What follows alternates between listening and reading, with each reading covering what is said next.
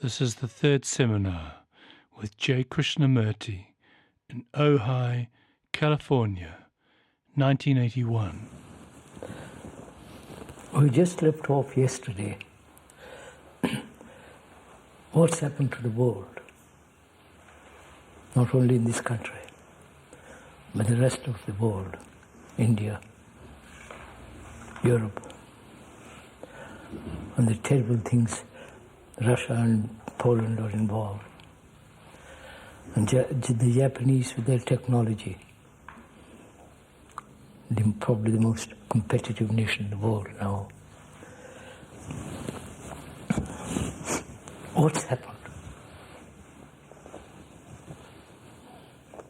Is it that we have lost all sense of religion?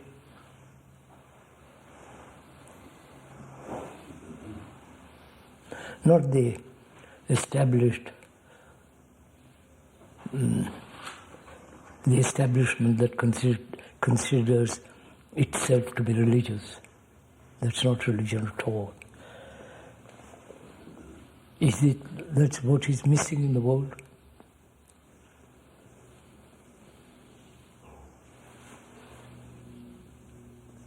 Religions, in the sense, skeptical investigation into truth. What is truth? The whole of that. And as long as belief and dogma and the rituals and the assertion there is only one Savior and all the rest of that is obviously not religion. So is that what is missing in the world?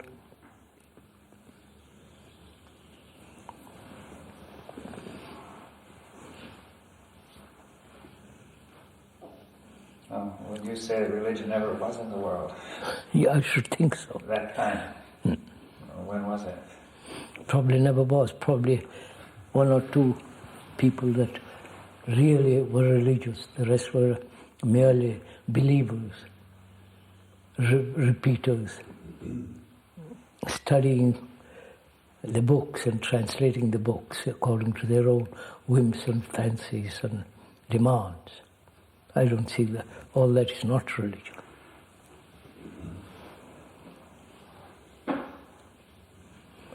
The skeptical investigation into that which is sacred, if there is such a thing as the investigation of that, I should think is preeminently religion. Is that gone out of all our horizon, beyond everything?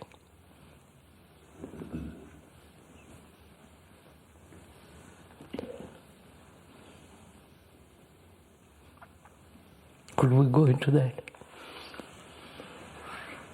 Or is that not worthwhile? I don't know if that is worthwhile, only in the sense that if you look at what is and then say that that is missing. Not missing, it is not.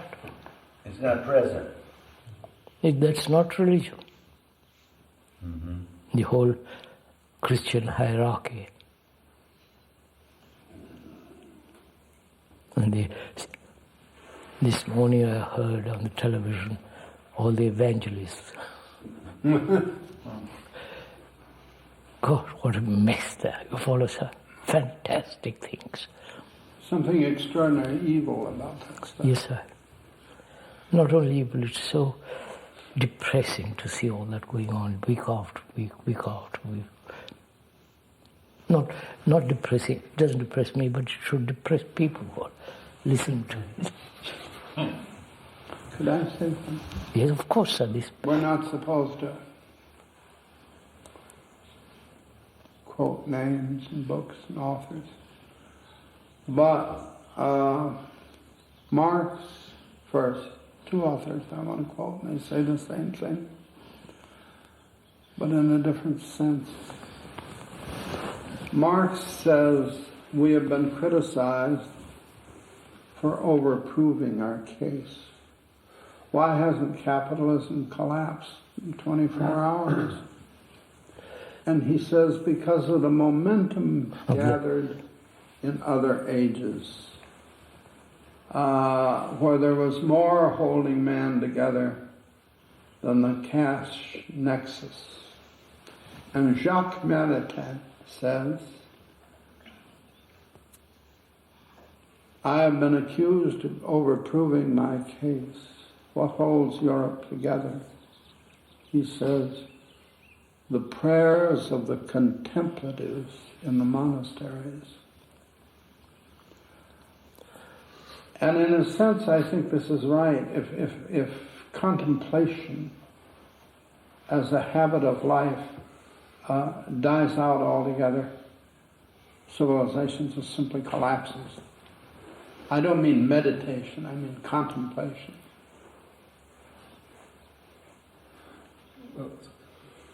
Do you differentiate between contemplation and meditation? Oh yes. In what way, sir? Well, meditation is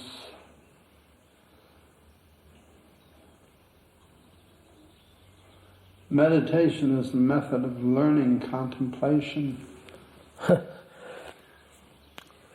That wouldn't be considered in the Asiatic world. It wasn't Buddhism. The Zen, the Tibetan, various forms of Buddhist meditation, as far as I understand, I may be wrong, they would consider meditation as part of contemplation. Well, at least in Shingon, in Japanese esoteric Buddhism, you meditate on certain things, you learn meditation, and then suddenly all the stuff you meditated on becomes purely conceptual entities, delusion, illusion passes away, and then you enter a contemplative state.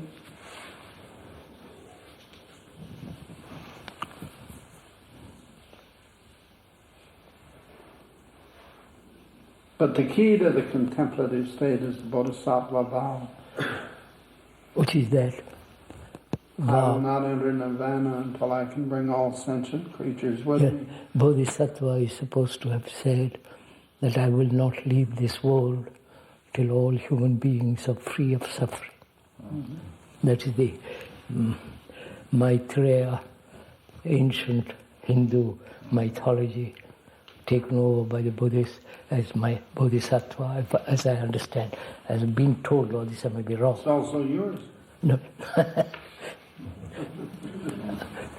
What is the difference? What is the bodhisattva as different from the Buddha, is there? Bodhisattva, I don't know if you know, there is the Buddhist hierarchy, which is Bodhisattva took a vow never to leave the world till all human beings are freed from suffering. Buddha never took that vow. He was beyond all that. Mm-hmm. So Bodhisattva remains in the world. Yes. I don't know whatever that may mean. We have so little time with you, sir, and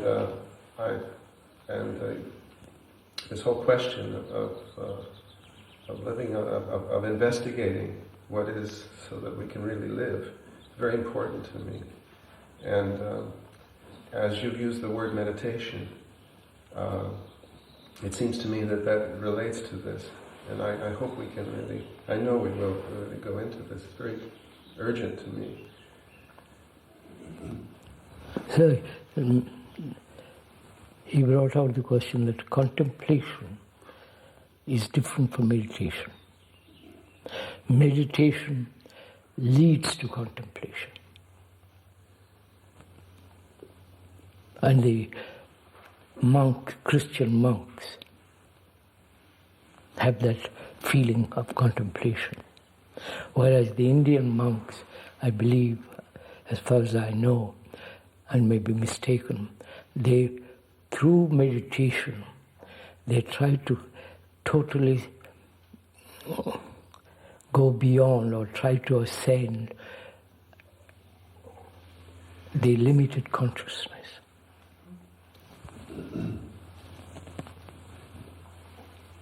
They don't put it in these words, I'm putting it in ordinary language. They've got all kinds of Sanskrit words for all this, which I don't want to go into because it has no meaning here.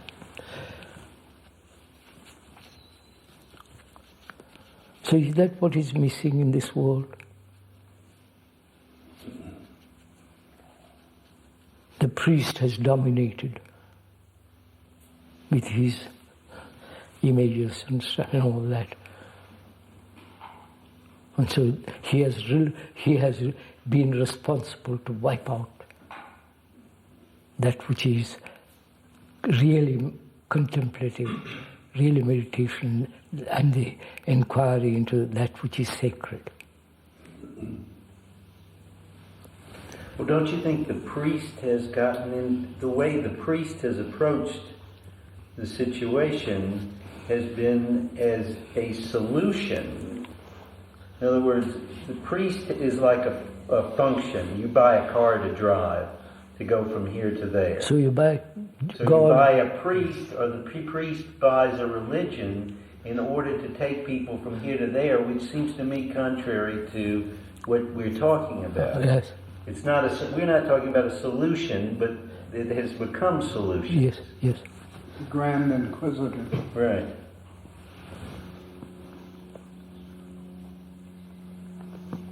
So it's more than just that missing. There's something else missing. It's this solution orientation that has covered over something.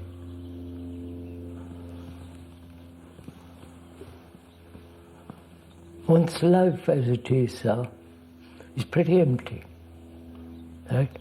Pretty meaningless.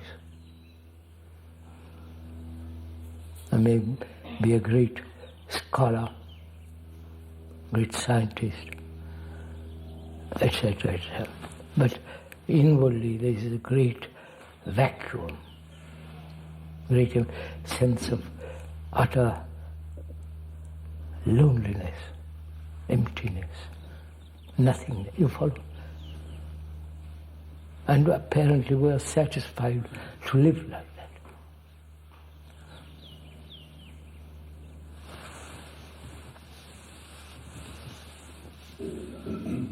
Would you agree to all this? I don't know. Don't let me go on talking. There are many earnest people who are willing really to give their lives so that they can see. I don't think the other thing happens by giving your life to it.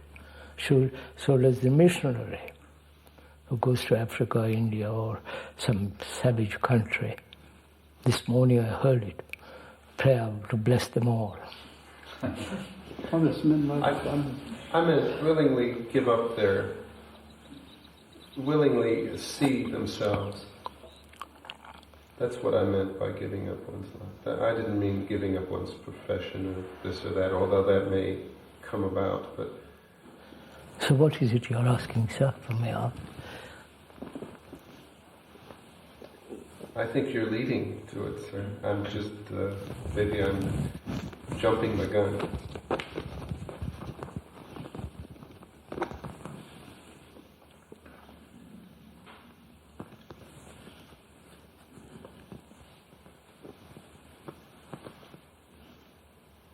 I think there's a piece there, Krishnaji, that from the feeling of meaninglessness, there's like, I don't know, there's something that happens there where it's either movement into hopelessness and taking up with all the occupation that we've talked about, or that's where everything goes blank.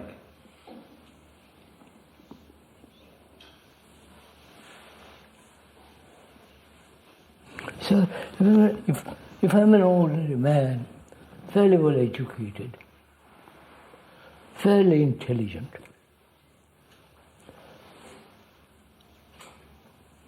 I go to the office or to the factory from 9 to 5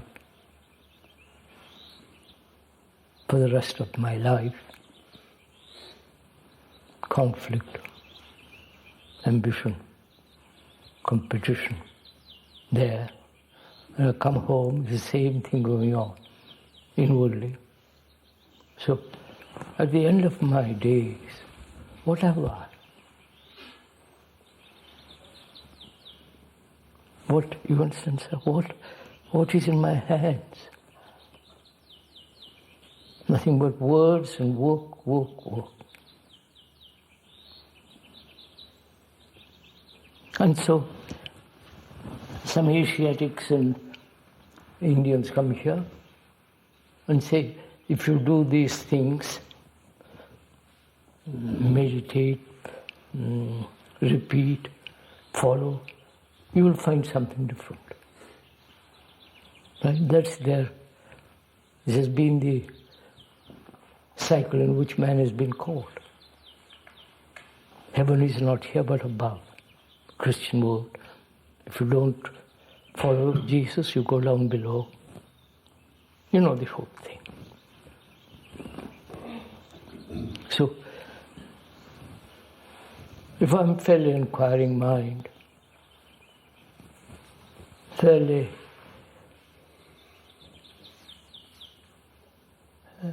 inquisitive enough to ask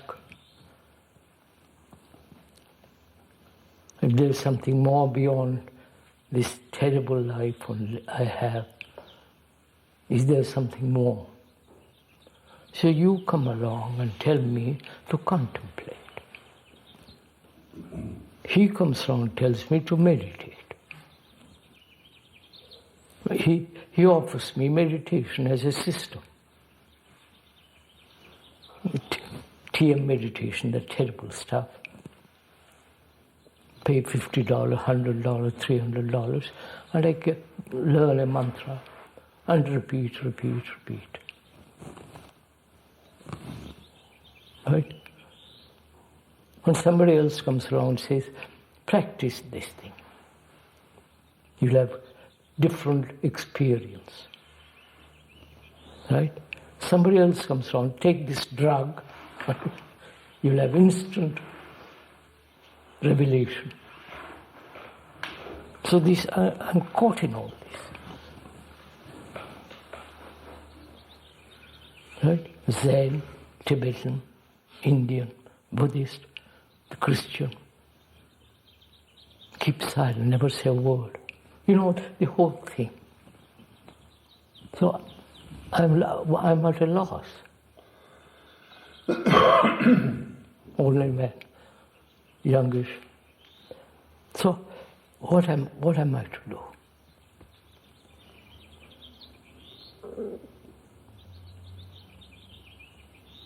I've given up Catholicism, that's all too trivial.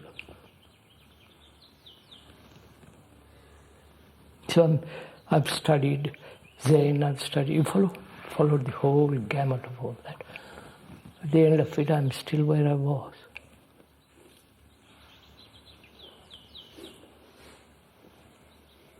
Well, I think if I could fill in the blanks a little bit of the spaces there as I hear what you're saying, if you take what happens with such a process that you've said, that a person who is involved in going to the work every day and 9 to 5 and is involved in all that, his involvement with the process of work or his being caught up with all this competition is this speed of the mind that we were talking about yesterday. When he learns this meditation or contemplation technique, he learns to slow down, and what he finds very often is that he's less attached to the movement of his mind, his thoughts. Now I think then I agree with you, what he comes to then is he is in a position of watching his movements, but he has no passion of meaning. That's right. So that's what I meant when I said there comes a point when there's a kind of blank there for most people who don't have the passion about anything in existence.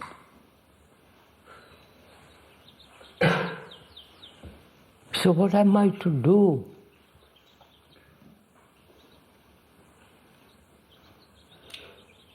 Well, when the process of meditation is achieved, when the end is achieved, it's like yoga. It's a ladder that you kick away. And beyond that lies a pure act of love. And if you act in love, Yes, sir. all acts are acts of love. Yes, sir. But to me, that's just another structure which has no reality to me. You know, I'm an ordinary man, an ordinary person going window shopping of various gurus, various priests, various religions, and I'm at the end of it all just nothing. And you come along and say, meditate. No, he said meditate. And he said, meditate. You say contemplate. And I say to myself, what does it all mean?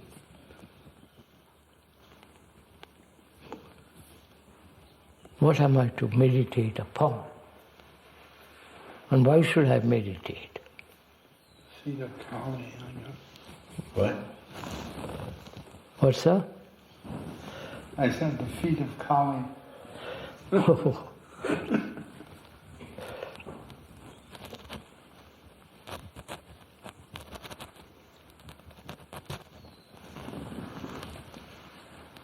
Well, if we say none of this has any meaning, right? Life itself has no meaning, and meditation and contemplation have no meaning, right? It looks like it.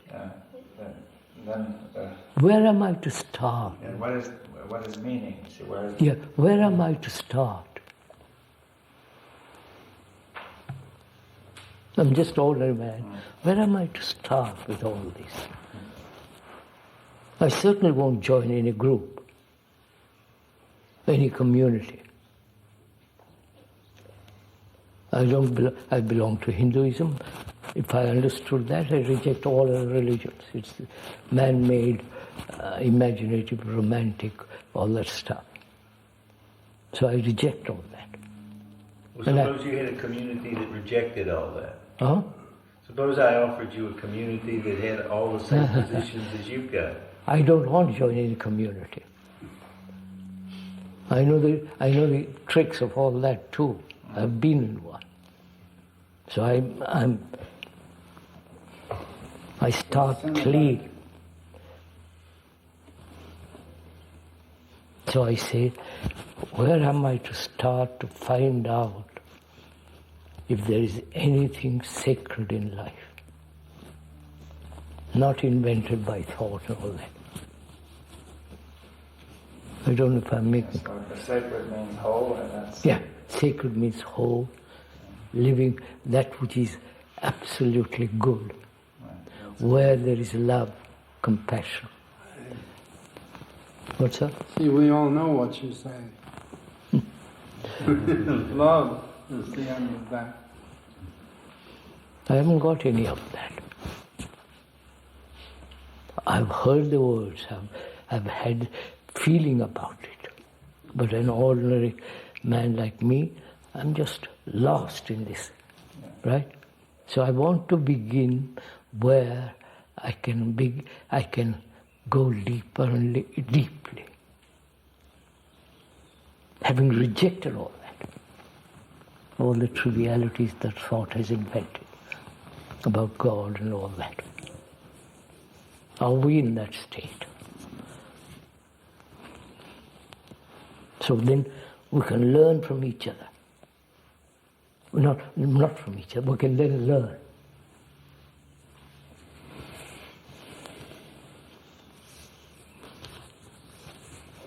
If you and I are in that, at that common ground, then we can begin where? Well, you don't mean that you have rejected your... No, I'm conception of life. I'm talking of an ordinary man, Mr. Smith, in the street, and he has been through all this. He's been to Japan, to Burma, studied various meditative systems and tricks, been to India, been to some of these silly gurus there, some of the silly gurus here. I'm that ordinary man, and I have nothing. I may have some affection for my wife and my children, and I see in that too there is tremendous bitterness, anxiety, struggle. Right, sir? This is happening in the world. I'm the man in the world. So where am I to begin? I don't know if I'm making myself clear.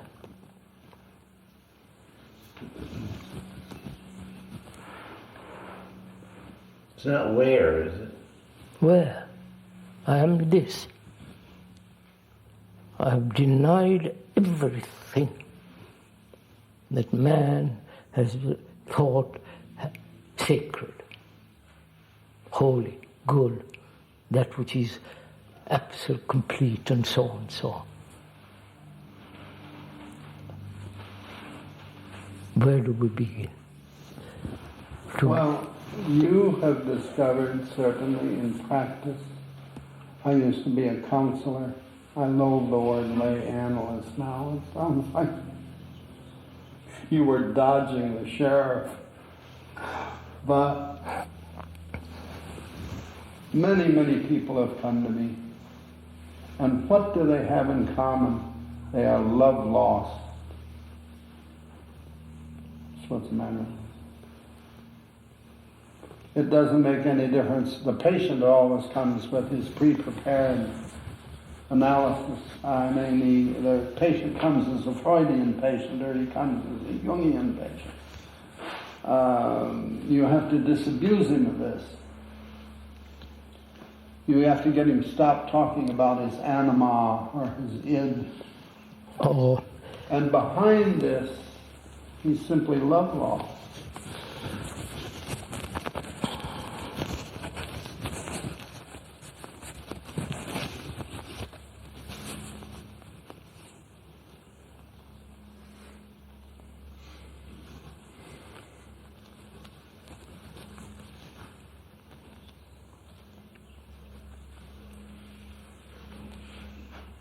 So, there are many, many thousands of people in this position.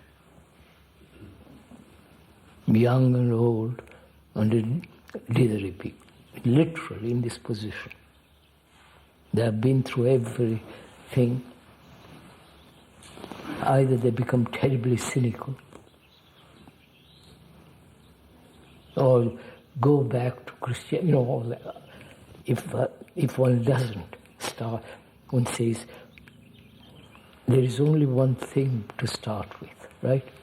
Let's together learn about this. Well, I think somehow or other, one of the things that comes up is that when you say, let's together learn about this, it comes down to a point of that sort of, yesterday we would, that open space, that there, you're not learning any what, there's nothing to learn. So we're into something that is, I mean, I don't think we should use the word love. I think we should really, I don't think we know what's in that space. No, of course not. And I don't think we know what happens there. So let's begin. Not what happens there. But it's beyond the concept no. Right. The word no has no relevance to it. Yeah. It's not knowing. That's what I say. So I say that any presupposition or any preset even using the word love, it presupposes something that's going to happen here. No, sir, I leave all that for the moment. Let's leave all that.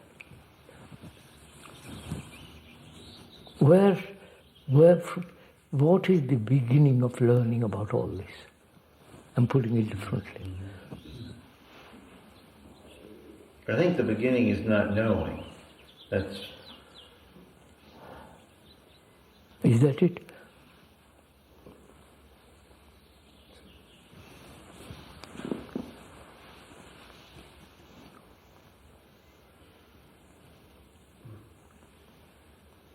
So, beginning with myself, my loneliness, just my life, habits.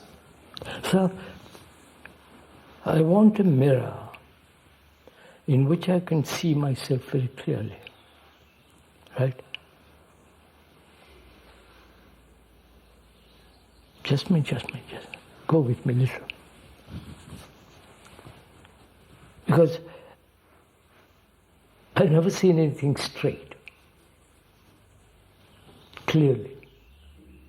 It's always been distorted. My relationship, all that is slightly or deeply distorted.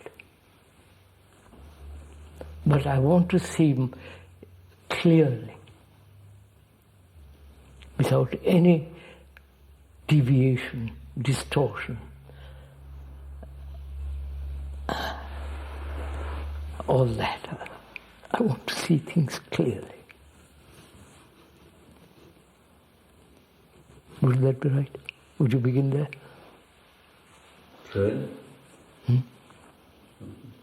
But I've never been able to perceive things as they are.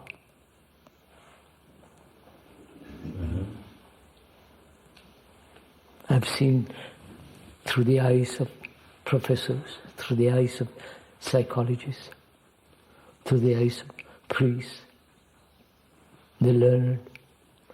And so I've never seen clearly for myself. Right? Now, I have to reject all that, haven't I, to see clearly. So, I'm learning to see clearly. Or have an insight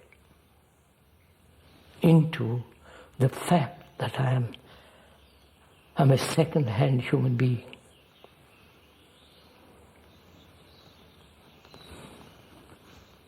Have an insight into it, not analyze and all that. See it, have an insight so that all the second-hand thing goes away from me.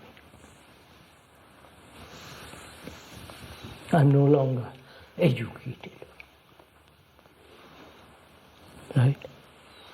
I'm using the word impolitely. I'm no longer educated to be something.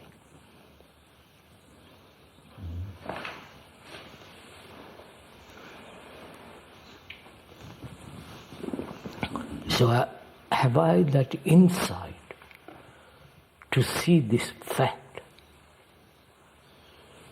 that I am really, as a human being, 1,000 second hands.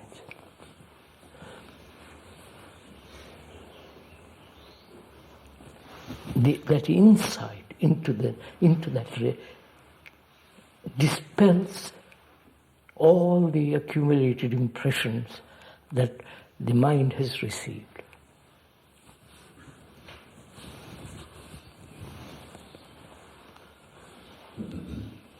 Right? Can that take place?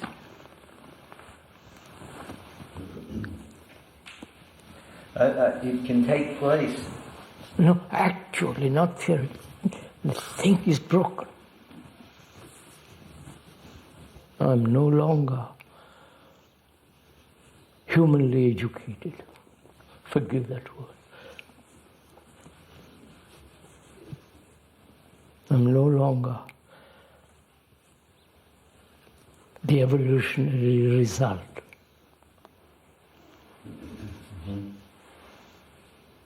I don't know if I'm putting it all rightly. Have I that insight that says, finished?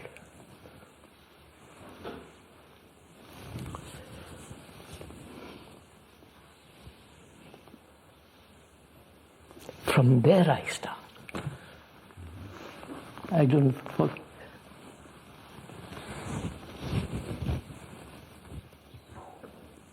Then my brain, which is infinite,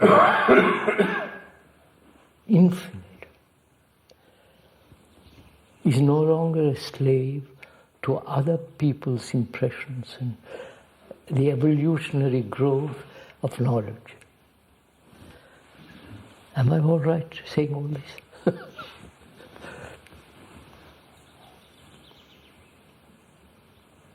So first you understand the helplessness. What's up? Helplessness. Oh, no. I'm not helpless. Having found nothing. I haven't found... You're saying I've found nothing. I haven't said nothing. I said I'm an ordinary man who has been to all these temples and churches, gurus, practiced meditation. I'm fed up with all that. They're all damn silly. For me. So yours is a resultant consciousness.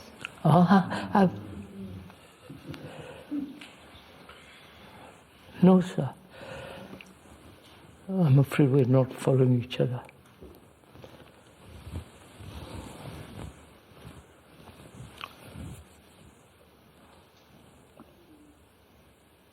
You see, unless there is origin, I don't know if the origin must be that which is not nameable, that which is sacred, the origin. But my origin is the origin of knowledge. I don't know if I'm making my... But the discovery of the void leads straight to the Bodhisattva vow, which is what you have made. I know. I'm talking as an ordinary man, not as cave visit, leave all that stuff. I'm talking about a man, as I've met so many of them, who have been through all this. But this is the reason for the belief in reincarnation. No. I've incarnated in one life, all this. I don't have to be reincarnated life after life to find this very simple fact. But people don't. I say people don't because they're not interested in all this. But I'm one of the ordinary people who've just been through all this and say, please.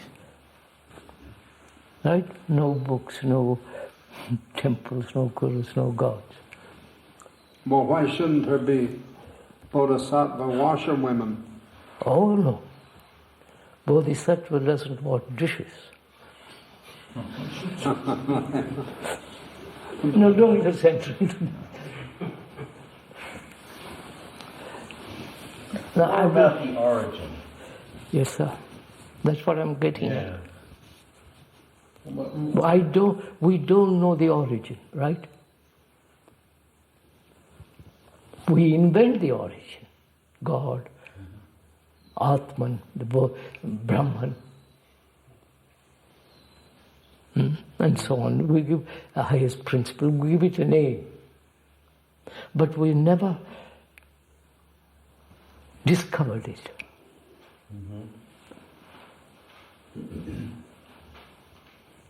Because we are second-hand people. Forward. Our knowledge is second-hand.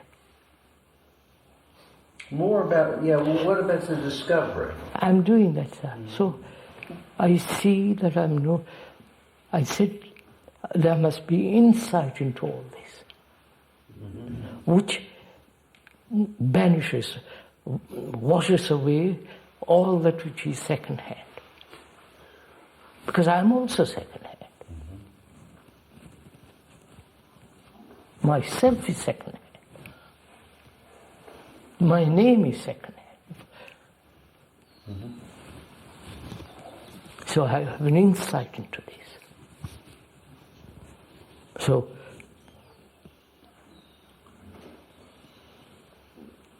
I'm beginning to learn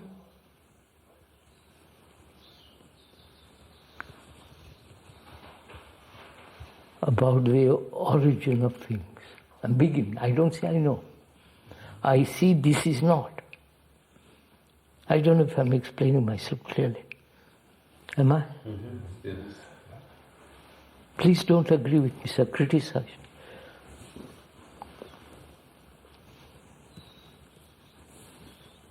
Right? Are we together in this? Not verbally. Actually.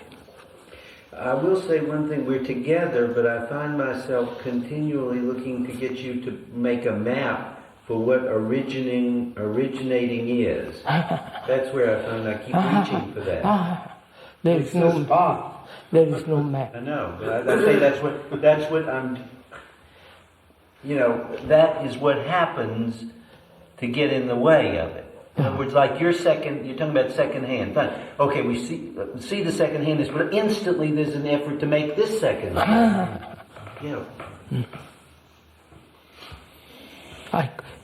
To me, this process this observation of Zen Buddhism, etc., the ways is part of meditation. Part of what? Meditation. Yeah, sure. Because I'm inquiring skeptically into all this. Kick it away. I don't accept anything. Right? I've come to that point. How would you distinguish your position from Descartes, who also started with this kind of rejecting or doubting everything? Descartes, I haven't read. I don't want to read Descartes. Philosopher. I don't want to read Descartes. But it appears I to don't me know. similar. So I don't know what they say. I don't want to know. Yes, I think the whole point is to begin one's own inquiry. Of course, this is simple enough. If somebody points out that it is similar also... Oh no, I'm not. Master Maybe or may not be. Why should I accept Descartes? I quite agree with that also, but at the same time I feel that doubting may be possible of that sort. That you can doubt everything. No, I started with doubting, questioning Yes. the religions, the authorities, the spiritual hierarchy, so on. I've explained all this. I don't want to repeat it all again. So,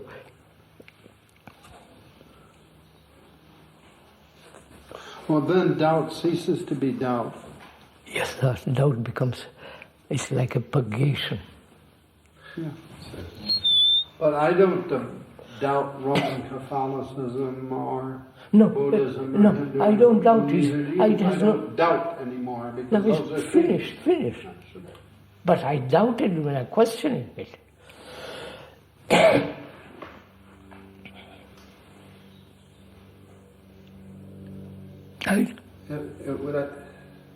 Would I be going backwards to ask you, that mirror, I want to see what is.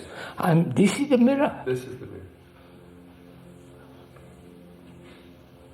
The mirror which has been distorted.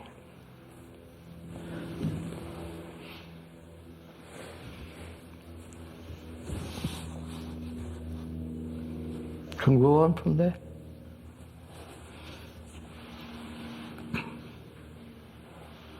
So I have the learning of insight is the beginning of freedom.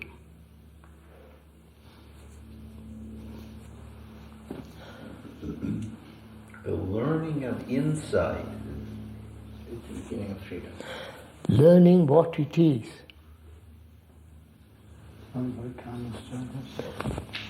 Is that complicated? Yes, I don't get what you... What is insight? Ah.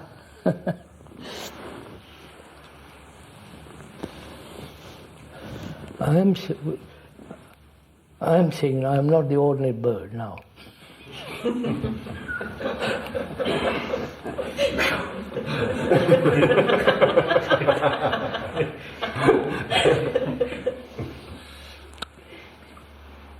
I'm saying, Kay saying, insight is total comprehension of the problem. Absolute comprehension of the whole movement of the problem. Without distortion, without time, without knowledge interfering with that perception. If knowledge interferes, it's partial insight. If there is a time sequence in it, it's also partial. It's immediate perception action.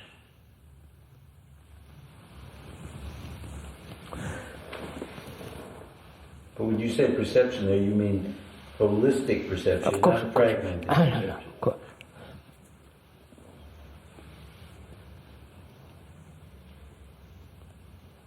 If, when you see the nature of one religion, Orthodox religion, you've seen the whole lot. Including the gurus, including the sects, including Zen Buddhism, the whole lot you've seen it.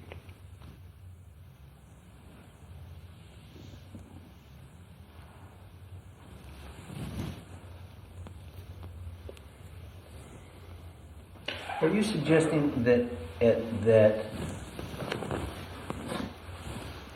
in some way that the comprehension of the origin is... I'm showing Sam, this is beginning.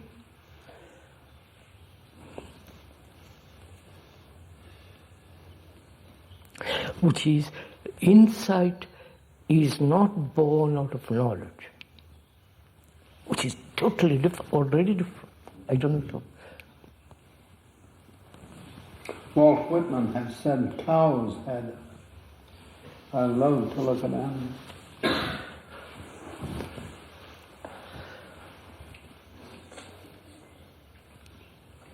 And it's possible to live that way.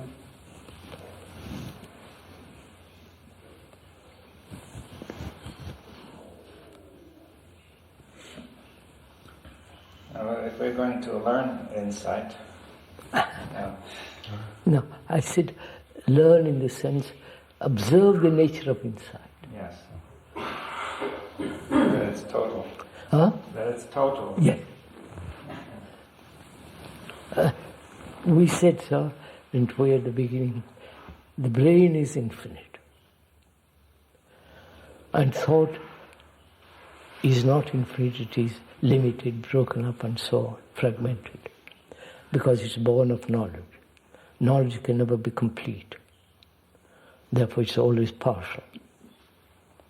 And that which is partial is destructive. And holistic perception is insight without time and all the rest of it. To me, this is meditation.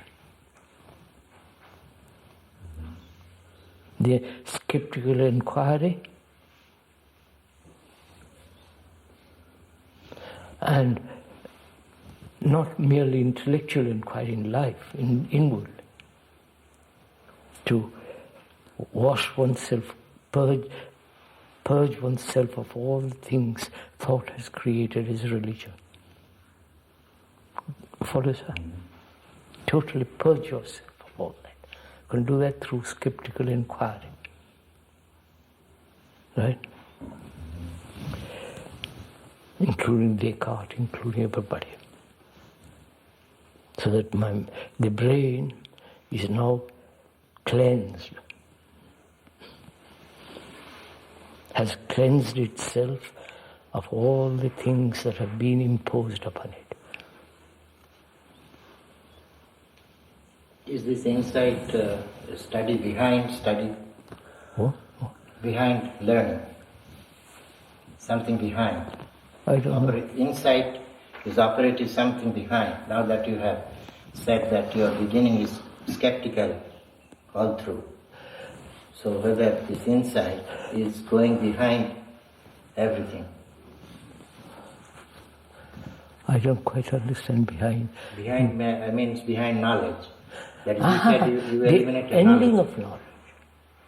So is it not going behind? No, not going behind or going forward. The ending of thought as a knowledge. Which means, I've explained this, which is to see something very clearly, immediately, and act.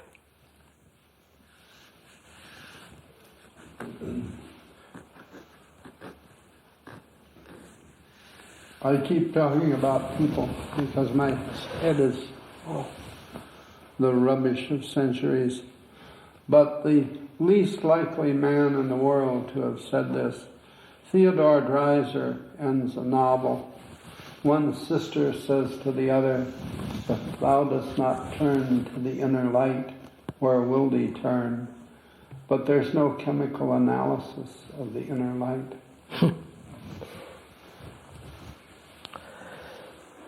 I mean, the sister doesn't say the last part of it. But there is no chemical analysis of the inner light.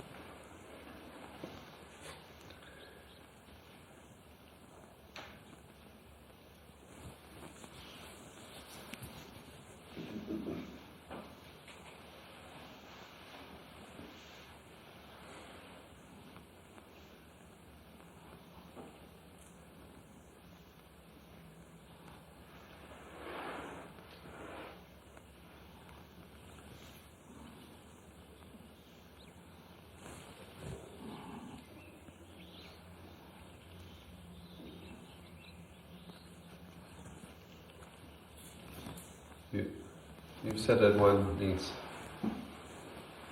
tremendous energy to inquire. I have this energy. We have that energy to inquire. But so often we dissipate it. No, we don't even dissipate. If you're inquiring, you're inquiring. But I want to take it another step, really, and we always come to this in some way. We get this far, and it seems to me that there's a next step, and there's where I think that we could perhaps go. But it's that in insight into the origin of, as you said, of all this, the Zen Buddhism and all the religions and all that. Okay, there's a. Let's say that, there's an insight into this, the origin of that. Now... The insight into death. Yeah, that is the next. Look at it, sir.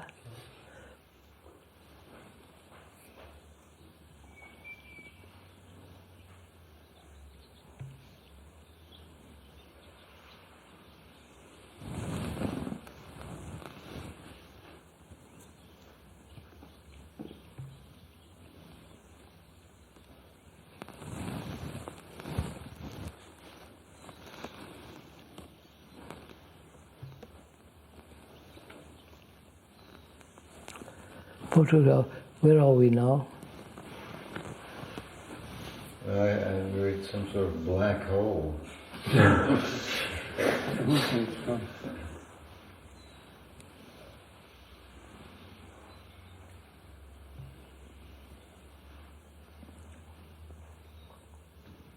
So what prevents us from the perception of the whole, of anything? Well, quite literally, that it's that quick movement to make it our perception. No. If it's our perception, it's not the whole. No. All right, you've stated that. So, can you stop my perception? You stated what prevents the perception of the whole. The very statement of it is the ending of it. I don't know if you follow what I mean.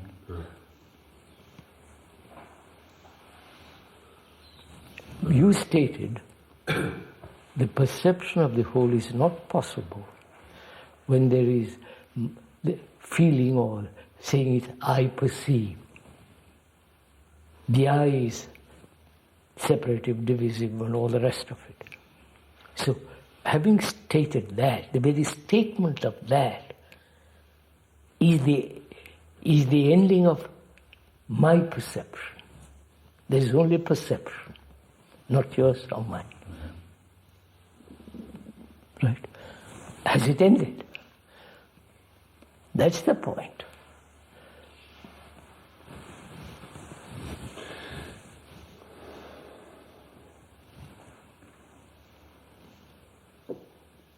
Otherwise, perception is not, of the whole is not possible. And it is inside the perception of the whole. I mean, if I see a problem, but all its consequences, its inward nature of it, and so on, without distortion, the very perception of is the ending of it.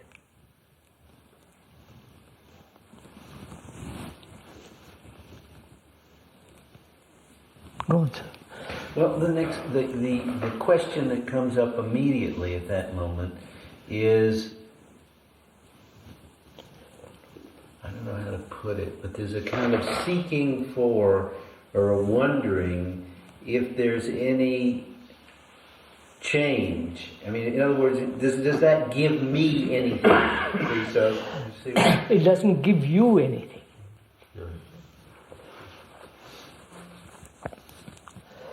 Why do you want anything? Well, that's what I was trying to wonder there. I think it isn't a reward. No, it isn't something you gain. I think I want something so that I don't have to keep doing that. In other words, there's the feeling that there's something that happens there. I don't know what it is. That of wanting something. What is that? Let's look. Yeah. What is it you're saying, sir? Well, I want it. In other words, it's like I don't want to have to go ahead with the momentum of discovering this again and again. No.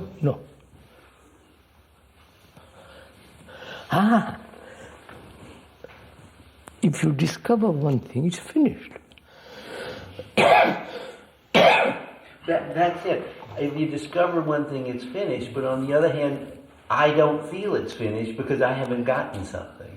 In other words, I still feel I have to go do it again. What happened to death that he just mentioned? What happened to it? Yes, he just mentioned death. What about death? What about it? I think we stopped there, sir. We stopped there because I said, can one have a total insight into the whole movement of death? So that death has a total different meaning. I think so. I think that if one regards death as a form of love, the form of love, then you're merely again putting another word in place of the other. if you will forgive me pointing it out. You say, when there is ending, if you understand that, there is love. But my mind is so programmed or so conditioned that death is something terrible. Not my mind, I'm talking ordinary mind. It's something Include to be... me in that ordinary Huh? Include me in that ordinary It could not possibly be caramel to him. Would you go into death more so that we don't get distracted with other things? Would you go into that a bit more? Would you go into death a bit more?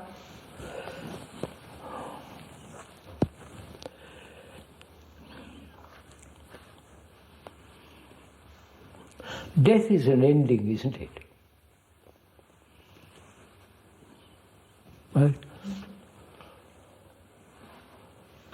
Have we ended anything at all?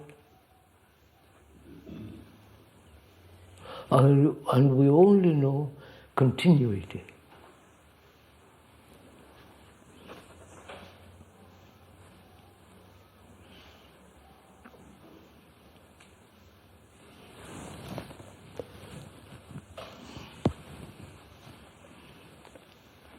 I have a habit of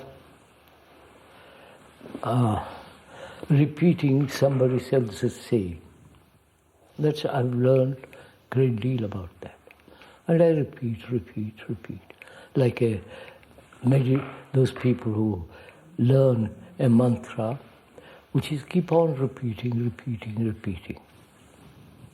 It's like a machine that, the Tibetans have that prayer wheel, they keep on, instead of repeating, they do that, which is the same thing.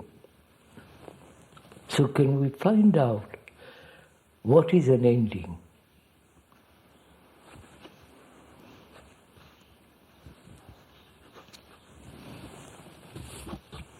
Ending to attachment.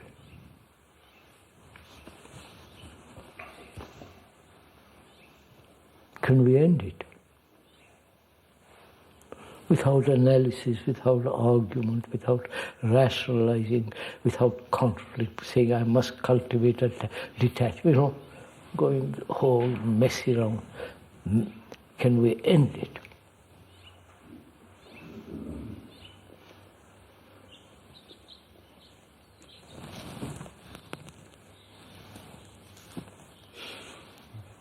That's the trouble. That is death. If you can't end, if there is no ending, there is no beginning. Right? Not I begin. The I is the ending. I don't know if you follow this. Can we, let's do something for a second. I know that you meant this in a certain way, but I want to take it from another angle. You say, can we end attachment? I say no. Yes. All right, now let's talk about it from that angle. Yeah. No, why do you say no? Well, because the mind... No, be logical, step by step. Why do you say no? Well, I say no from just what happened here when I said the experience of I want something. No, sir. We're talking of attachment. Take me. Attachment to a person, to an idea, to an experience, to a belief, to a concept, and so on. Attached to an Now, you say no, I can't. Yeah, now, why? Partly experience. No. Little more, go into it. Don't. It's so habitual. It seems repetitive. It seems so it is habit, is it? It's habit. It's. No, inquires. Go on. Yeah. We said we'll inquire. Like a gun. I know, but we said we'll inquire. Right? You start. Let's inquire into it. Yeah. Now, why do you say no? You know the consequences of it. Jealousy, anxiety, fear, hate, I know that, right. insecurity, the sense of loss, all that. Right. Why do you say no? I guess at one, I say no. Okay, there's something there of, I say no because it seems like I can't do without it. You can't do without. No, in some form. In some form, yes. I'm attached. Yeah, A yeah. non-attachment. I'm attached to non-attachment. Yeah, in some form. Now, proceed, sir. Don't stop there and let me go on. No, okay. Well, fear, I'm afraid to do without it. There's something about death involved, that it's the ending of me, that I won't give it up. That's all. I won't give up me. All right. Right. You say why? No, I don't say. If you say I can't give it up, Right. it is very precious to me. Exactly. It's finished. Well, but that's a cop-out. No, Somebody's got me. no, no, no. I don't. If you say, look, I don't want to go north, Right. because I prefer south, then the end of it. Right. That's right. What do you say to a terminal patient? You say that you're going to die, period. That's the end. And you try to explore the relationship to the Absolute. Mm-hmm. And you might simultaneously with the terminal patient sit down and talk about the wonders of the life they've lived, so that they experience what happened. I've done that. You're creating another fancy for me. No, that's not true. If you sit down with a person who's about to die, let's say, and you explore some of the, let's say that this person had I've seen this happen. I've sat down with such a person and who had a wonderful feeling about their piano playing, let's say. And you talked about, then they meet death with a whole different freshness. So, That's a fact. You know. you are giving him palliative to face death. Well, at that point,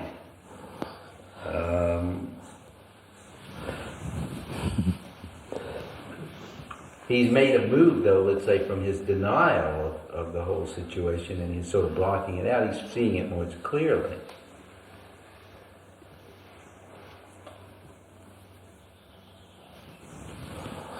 Well, we're still exploring that other issue. I've said no, and you said, okay, forget it then. Yes. Go along your way. Yeah, naturally. But that somehow strikes me as we're not really but looking at the process of saying, no. If a man is, say, I won't listen to you, I say, what am I to do? I can't hit him on the head.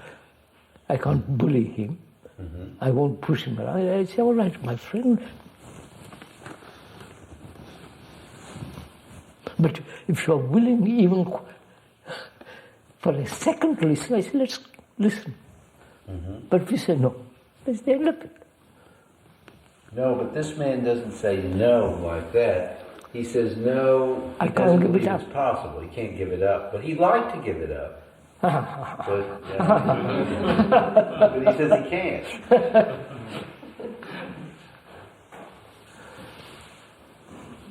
Now you're really dealing with the ordinary man, if you want.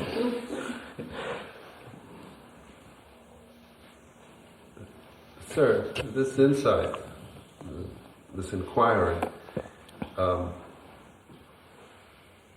it could sound just intellectual, when actually... Naturally, it's quite... No, he wanted to know, go into more depth, she said, right? Right. That's what we're trying to inquire for the moment, which is, I asked, do we end anything?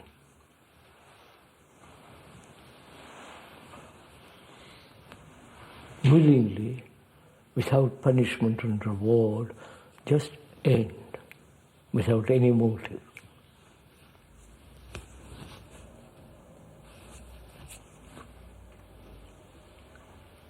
Suppose one is attached to a belief, or to an experience, or to a memory, to end it. Or to occupation. Yesterday we were talking about how being occupied. Yes, end it. That is death.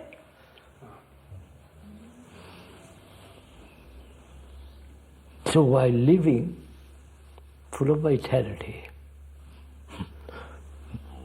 end something.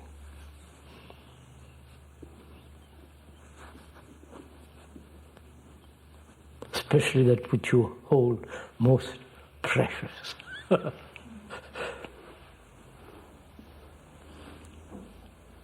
That's why yogins begin meditation in the cremation yard. Yes, sir. Can you imagine Hollywood taking up Zen Buddhism and meditating in forest lawn?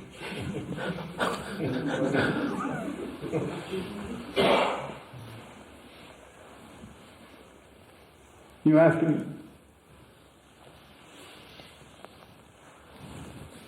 What's left? So I don't know, you must know this story of a Buddhist monk to whom the statue of the Buddha was given. It has been handed down from teacher to teacher, preacher to preacher. The what do you call them, Zen masters? Roshi. For generation after generation. And he was sitting with it in front of it, meditating. And it was terribly cold, 25 below zero, frightfully cold. And he was shivering, couldn't meditate. And he was wanting to sit with it. And the statue says, burn me. Get some heat.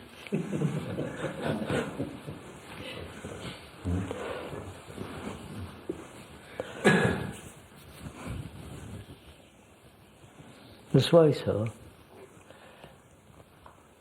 these things are not serious, right? We are not serious. We say, I'll end, but I don't want to end. Why? Why don't we want to end something to which one is terribly attached?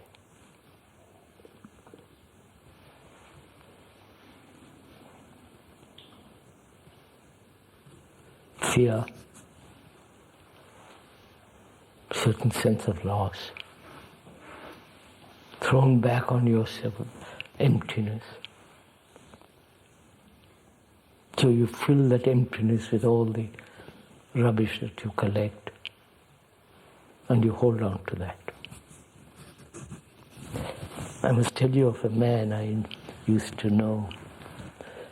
He's a tremendously rich man. He was dying. He called his son and asked him to open all the cupboards in front of him. They were stacked with money. Literally this happened. Jewels, everything in front of him. He said, that's what I've got and I can't carry it with me. And he was really not frightened of death, that he has to leave that.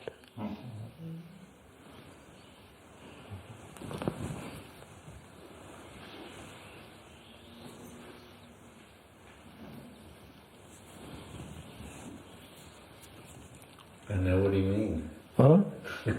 I know what he means. But Sardanapalus said, the women I have loved, the wine I have drunk, the viands I have eaten, I take with me. My jewels, Go behind. You can kiss. You see, when you bid goodbye to the world, St. Paul's use of the term the world, you can kiss the world goodbye. You don't have to weep. You can kiss it goodbye. You can look at things and say, I'm leaving you. But I can't. The ordinary man says, I can't. That's the whole problem, sir.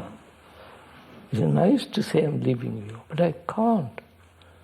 But you can. I'm an ordinary man now. I can. I have a terminal illness. I look out here at these beautiful leaves and I don't think it's just terrible that they're going to be gone someday.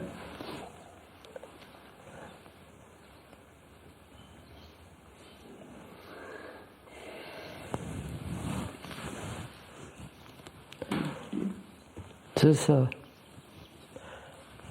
we talk about ending, right?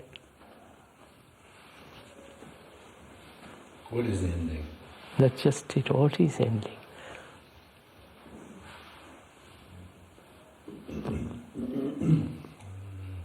You can go into it, see it immediately.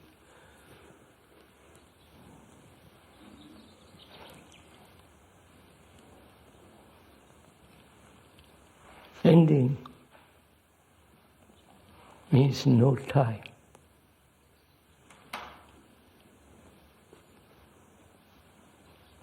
Ending means there's no continuity. No me. I don't want to go into me again. Yes. I don't keep me out of it. Me, continuity. Time, both are the same. Ending means not knowing.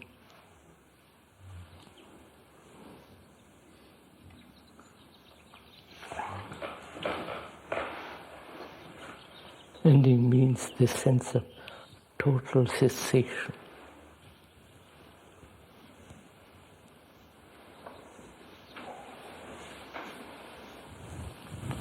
That is, while living, to live with death. Sorry, I mustn't go into all this. What about space? What space? Ending in space. Ending is space.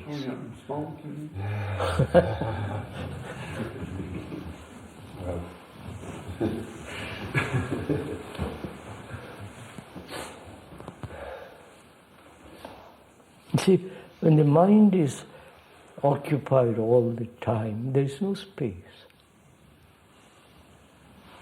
When the brain is constantly in motion, apart from its own intrinsic motion. I don't know, the constant, lasting occupation cannot have any space there.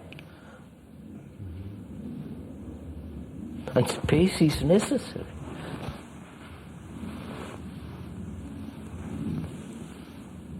No name, no form. No space.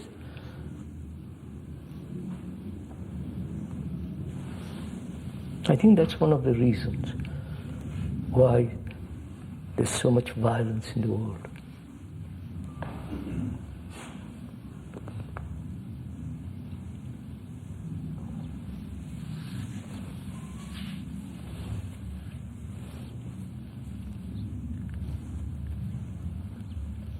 When you put all human beings together in a small space,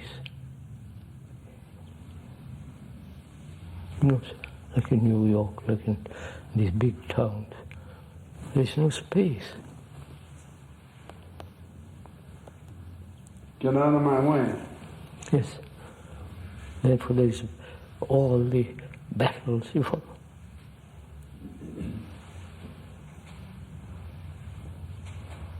So if the brain has no space, it must invite death.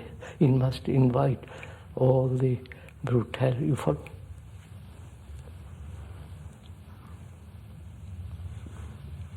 So that's why ending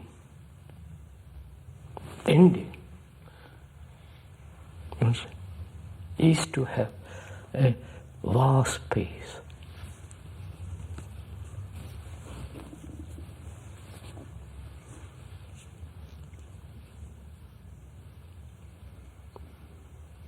So you made that statement. Ending is vast. I feel the truth of it.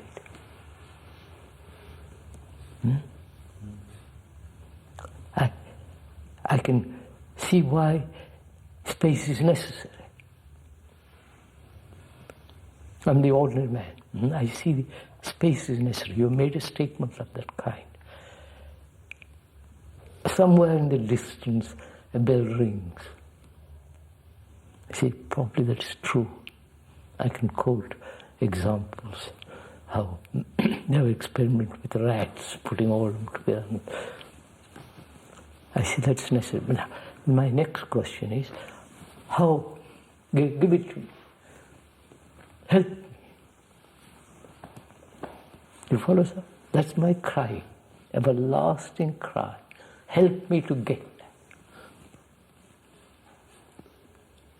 And he comes along, says, you will get it if you do this, this, this. And I'm so eager, so greedy, I'll go to him. You follow? This is what's happening. Now, why don't I catch the truth of that immediately?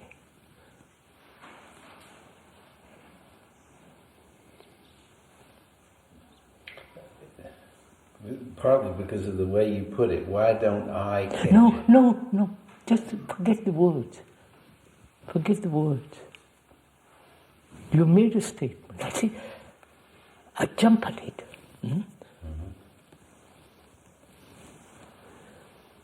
It's not vibrating in me. It's not alive, passionate.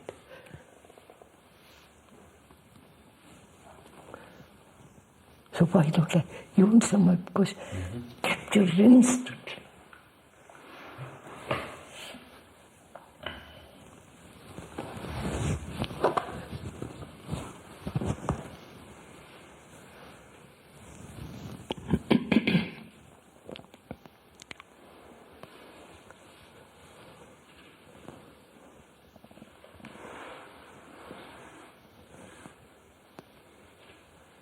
I can give, I don't capture it instantly. For education, this, that, and the other thing. I know very well the causes of it. And I also know the cause, discovering the cause is not going to capture that. So I'm stuck. So why is my brain not capable of immediate perception of it and say, how marvelous, how beautiful. You understand what Why? I think it has something to do with the way the way you're experiencing, or I experience that fact. No. Why should you experience it? What do you mean by experience? Well, you say there has to be space. I mean, living in a small two-room flat, like living in a drawer, pull out and live in there and push it back. And it's not only claustrophobia, but it's,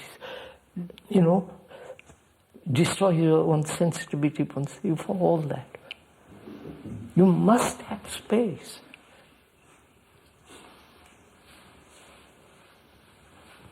Not only externally, but deeply inwardly, there must be the enormous space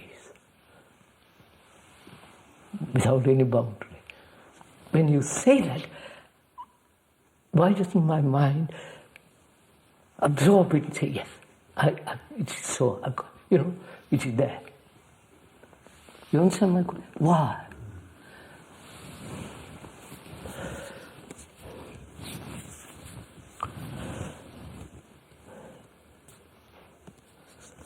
Is it physically we are so insensitive? Just take it, sir. Go and inquire into it a little bit.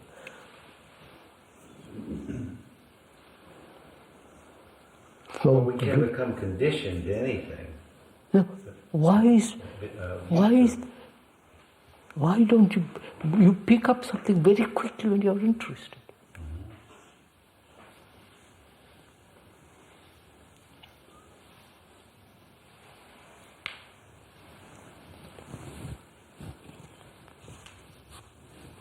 But what separates man? No, sir, not only separates man. You say to me, this extraordinary space one must have. No, I don't mean that. I'm just taking that because we made that statement just now. And I say, why don't I, as an ordinary man, see this thing instantly and have it? Be there. Why should I mull over it, think about it, meditate, ponder? You follow? Because I haven't time. There are other things. What you said.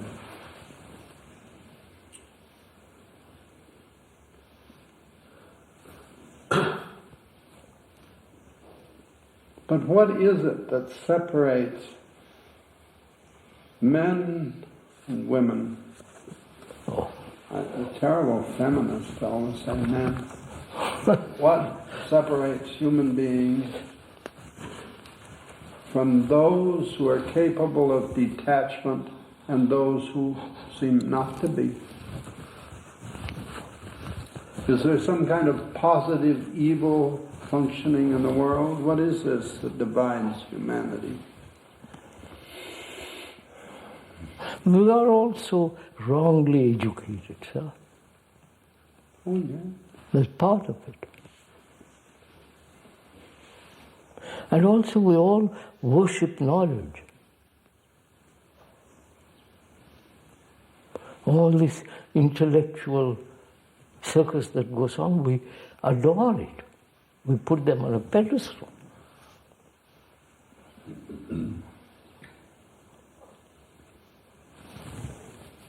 After all, Jesus is the intellectual apotheosis of the worshipper.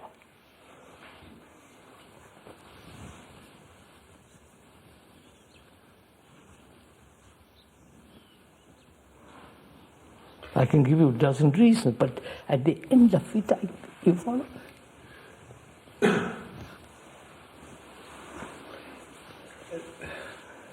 I think I still come back to the fact that when you say that, I mean, we still grappling with why that doesn't get. Yes. Why is it? And it's something to do with the way I hear it, I think. No, sir, just listen. You and I agree space is necessary. Even in your little office, you must have a little space, for God's sake. But also inwardly, you must have space. We won't mention the dimension of the space. Space is space.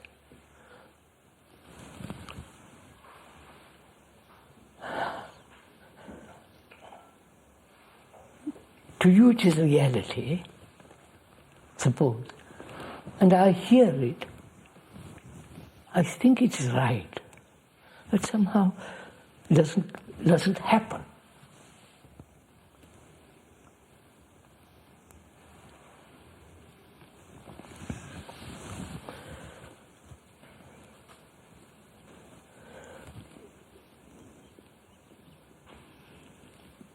So I'm inquiring. I said, why doesn't it happen? Is my mind so dreadfully dull?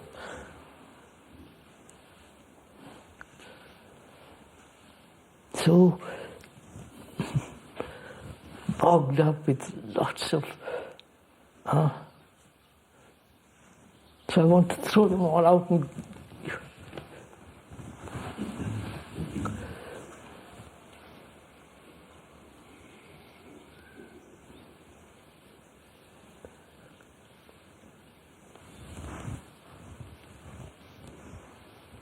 Space is the first form of illusion, nama rupa. Name and form. Illusion begins there, yes, but sir. You don't have the illusion. No. Nama rupa, and I mustn't go into Sanskrit. He knows. Means the name, rupa means form, all that. Name gives you the form, the space. But I'm not talking that. No, but it begins illusion, but you don't have the illusion. No, perhaps not, sir. Now I'm not the ordinary man. I go back to myself.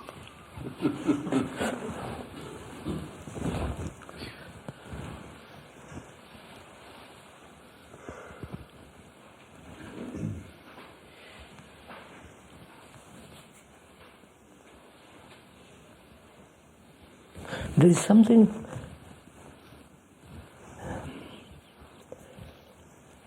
very complex and very great in the idea of the Bodhisattva saying, I take a vow not to disappear from the world till man, etc. You understand, sir? In that is Maitreya means prayer, mercy, and all that's involved.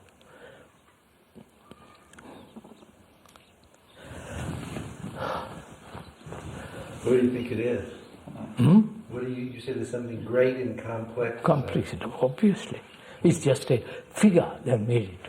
The Tibetans have made it into a form. The Chinese have it. What do the goddess of mercy? Huh? Kuan Yin. Yes. Yes. The Hindus have, in the Upanishads too, I believe it's Maitreya is mentioned very often. Yeah. So, I'm just saying, there's something in the idea. What do you feel it is? I mean, what's the essence there? The essence is that a man of comprehension can never leave the other alone. Occupied. He took the Bodhisattva vow in 1928. That's what's happening. I can't leave you alone.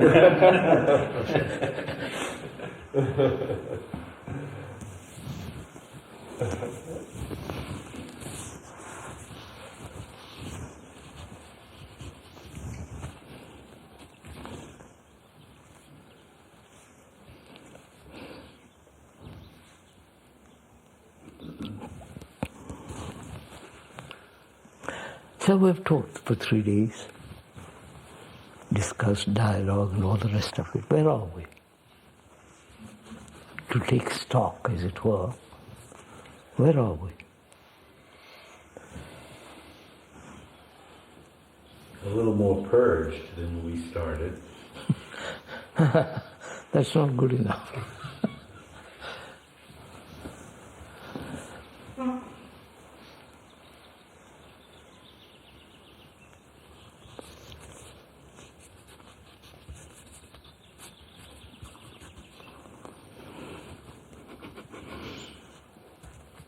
We have escaped from Arjuna's chariot.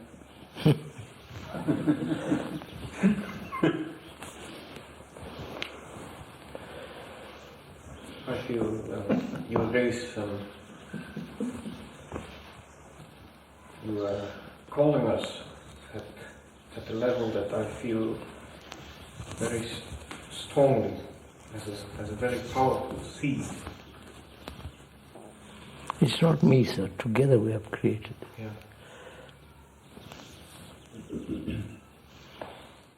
Went back to India and became one of the great judges. One day he said, I'm passing judgment on people as though I knew truth. So he said, this isn't right. So he called his family and he said, I'm leaving you. Till I'm going away, you won't see me again, because I must find out what truth is. And in India you can disappear very easily. The Brahmanas have established the tradition that a sannyasi, monk, must be fed, must be clothed by the village, by the family, wherever it happens to be. He has to be looked after. So for 25 years, he meditated about what is truth. And it happened that a friend of his brought him to one of the talks which I was giving. And I talked about meditation and creating illusions in it. So he came the next day. He was an old man, I think over 70. White hair and very dignified, very nice, very clean kind of man. And he said, you know what you said yesterday? That in meditation one can create illusions. And for 25 years I've lived in creating illusions. For an old man who spent 25 years doing this, to acknowledge it. You understand? Oh, yes, I know. That's very true. It's tremendous. He said, he came, we used to meet several times. And he was really an extraordinary alive. And that's a different story. But see, then that kind of meditation is purely with things. I can literally raise the green tar on the altar of the Ramakrishna Brotherhood, of the sisterhood down here. I can literally watch her dance. I know how to do that. And there are all kinds of books of instruction teach how to do that. But what are you doing? You might just well buy a ticket to a show. I will tell you a story. A disciple goes to a master and says, please teach me truth. And the master says, stay with me. Stay in my house, I'll look after you. Stay with me. The boy, his disciple, stays with him for over umpteen years. At the end of it says, Master, I've learned nothing from you. I came here to find truth. You haven't taught me anything. But the master says, you have lived with me. That's good enough. Wait, I haven't finished yet. So he says, Master, I'm leaving. Goes away and comes back 5 years later. Says, Master, I've found it.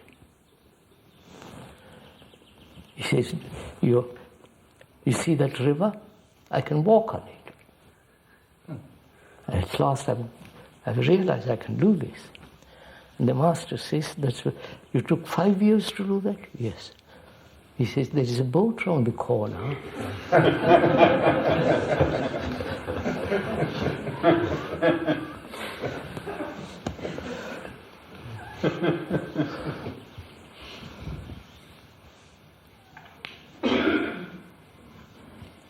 If you like this kind of stories, I'll tell you another.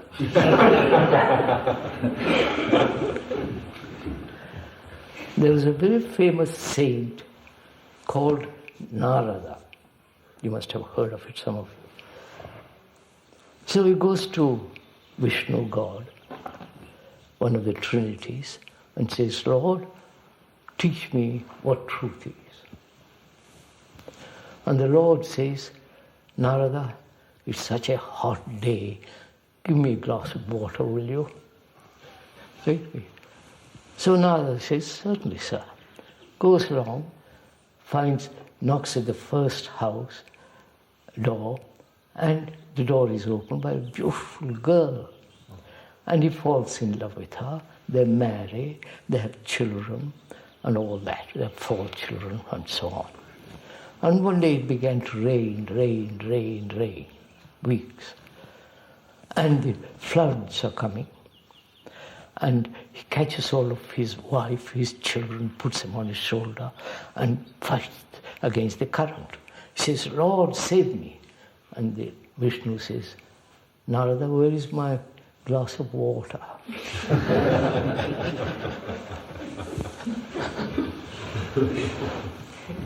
You know the Yiddish story about the man that came to the rabbi, and he was leaving Grodnik for his Wanderjahr, and he said, Reb, tell me, what is life? And he says, life is like a fountain. And years went by, and he came back, and he was very rich. And he said, I went to Hamburg, and on the way to Hamburg, the boat sunk, and I was swimming. And I said, life is like a fountain, and I was saved. I went to London, I went in the caps business. I said, life is like a fountain. I made a lot of money. I went to New York, I went in the caps business. I married a Shiksin. I'm very successful. I got a Rolls Royce. But still, what do you mean? Life is like a fountain. It saved my life again and again. But what does it mean? And the rabbi says, maybe it isn't like a fountain.